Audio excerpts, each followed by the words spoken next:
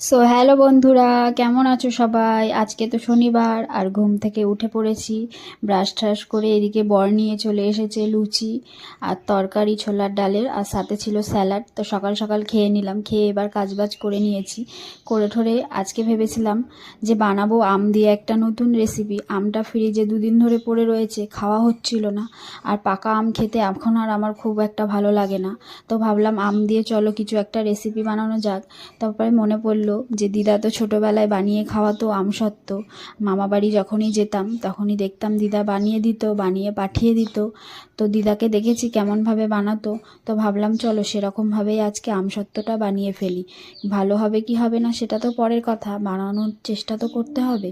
তা প্রথমেই আমগুলোকে কেটে ছাঁকনি দিয়ে একটা ছাঁকনির সাহায্যে ভালো করে আমগুলোকে মিহি করে ইয়ে করে নিয়েছি, রস বের করে নিয়েছি, যাতে আঁশগুলো না থাকে, আঁশগুলো যাতে বেরিয়ে যায়। এই দেখো এতটুকু হয়েছে আমার দুটো আমে।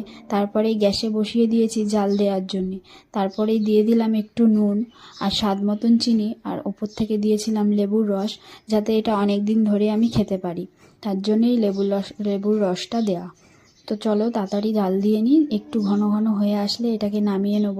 তারপরে একটা থালা নিয়ে নিয়েছি, আর থালার মধ্যে পুরো ভালো করে তেলটা মাখিয়ে নিয়েছি। এবার এরপরে এটাকে এর মধ্যে ঢেলে দেবো।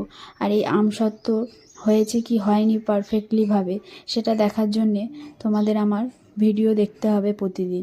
এটা আমি ছাড়বো দুদিন পরে, এটার পার্ট 2 দেখার জন্যে আমাকে একটা ফলো, লাইক, কমেন্ট, শেয়ার করে দিয়ে যেও। তো চলো বানানো যাক।